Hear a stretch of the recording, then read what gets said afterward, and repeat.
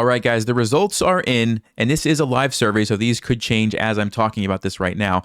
But as of this moment, Logical Chess is 1 vote ahead of Silliman's Complete Endgame course. And if you don't know what I'm talking about, recently I put a poll on the channel. That was actually a link to this survey that I'm looking at where you could vote on which book we're going to go through for our upcoming book club. Now, what is this? What am I talking about? Essentially, you buy a book if you want. You don't have to. We'll talk about that in a second. But you buy a book, you read a chapter, I read it along with you, and then we post a video every 2 weeks discussing the chapter. What can we take away from that? If there's questions in the comments, I'll answer those from the previous week, and that's basically it. So it's a way to learn by reading a book. Somebody had suggested this, thought it was a great idea, got some good feedback from you guys. So this was the poll on which book we're going to do first.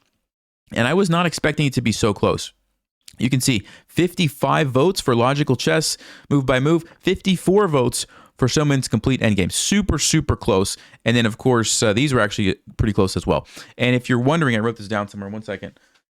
Yeah, the Silliman's Complete Endgame course, the average rating was 1390. And then for the Logical Chess, the average rating was 982. So some of the stronger players want the Endgame book. Some of the lower rated players want this one. I think from a practical standpoint, it does make sense to start with Logical Chess. It's a slightly shorter book. It's more going to be focused on middle game principles and things that I think are going to be very applicable to pretty much everybody. The Endgame one, of course, has its place, and that definitely is important, but I think more people are going to get value out of the Logical Chess. So we're going to start there. If this is popular and people like this and we finish this book, then we'll probably do the Endgame one next. Okay, so for those of you who voted on this one, I'm sorry, you lost by 1 vote. All right, so that being said, I have the book in front of me right here. If you can see that, Logical Chess, move by move. I'll put a link in the description to Amazon, but of course, if you want to get it used for cheaper, feel free to do that. And if you don't even want to buy the book, or maybe you don't have time to read a book, you can still watch the videos. I'm going to try to record them in such a way that you're not going to feel left out. You're still going to be able to learn something from every video. Of course, the people who have the book are going to be getting a little bit of extra information. And the fact that they've spent the time reading it and then come to watch the video, that's going to help you learn so much better. So I highly recommend, if you're able to and you want to participate, make sure you get the book. But if not, that's okay too. You're still going to learn from the video. So the way that the book is structured is there's essentially 30, I believe it's 33. Yeah, 33 different games. And every game is annotated where every single move that is played is explained why they played it, what are the benefits from that, what are the drawbacks from that move. And he's very quick to point out principles, things like you should generally do this, like control the center, bring out your knights before your bishops. Why is that the case? Just little things like that, right? So I really like the way this is structured. I haven't read through this book prior to this, so I'm excited to go through it with you guys. And it's broken up into 3 main categories. You've got kingside attack is the first one. Then you have the queen's pawn opening.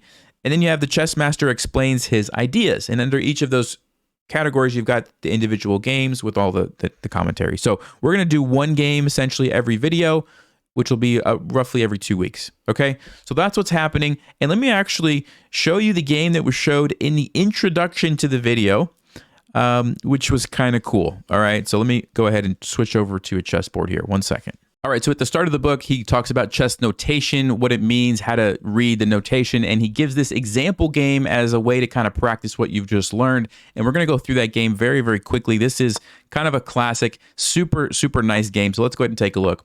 We have a Caro-Kann, and then main line, knight to f6, and queen to d3. This is kind of a weird move. White is defending the knight with the queen, and normally you don't want to bring out the queen too early. In this case, if the trade happens, there's not going to be a knight to attack your queen. So this is kind of the exception. The queen's actually pretty effective on e4 there. So it is a playable line. But black decides to just strike with e5, which white captures. And instead of going for the queen trade, white says, no, I'm going to go check and take this pawn. The problem is you spent 2 moves to do that. And in those 2 moves, white plays bishop to d2, followed by castles queenside, which is now getting a lot of pieces into the game. And that's important because after the next move here, white has a crushing blow. See if you can pause and try to find what did white play next. If you had a chance to look at that, the move is the amazing queen to d8 check. And if you've never seen this mating pattern, it's really mind-blowing because you're giving up the queen not only for free, but it looks like black's going to have like multiple ways where the king can essentially run away and escape. Why would we do that, right? Well, what's the follow-up? If you had a chance to look at that, hopefully you didn't say something like bishop c3 check, because yes, it is a discovered check, and yes, you're trying to get your queen back, but after queen to d5, you have to give up your rook. And remember, you already gave up your queen, now you're giving up your rook. You're just giving up way too many pieces, and black's just totally crushing you, right? So what you have to do instead is bishop to g5 check, which is a double check, and that's important because you don't have to worry about your bishop getting captured. And whenever the opponent is in a double check, they have to move their king off of that square. So the black king must move. Where does it move to? It can move to e8 or it could move to c7. If it moves to e8, you have checkmate with the rook and the bishop. This is a mating pattern that you want to get familiar with. But what was played in the game was king to c7. And now if you'd like to pause, what's the finishing move here for white? You got a chance to look at that. It's bishop to d8. This is a fascinating checkmate where the bishop is slicing across here. The rook is helping, and it's actually all of black's other pieces that are why black is checkmated. They're blocking the king's escape squares, right? Fascinating queen sacrifice. Nice little fun 11-move game. And just kind of goes to show the style that, you know, the author has. He chooses some very nice games. And so this is going to be a lot of fun. I'm excited. I hope you guys are excited. For the first video, well, this is the first video, but for the next video, if you want to go ahead and get the book and read chapter 1, or actually it's not really chapters, it's going to be game 1.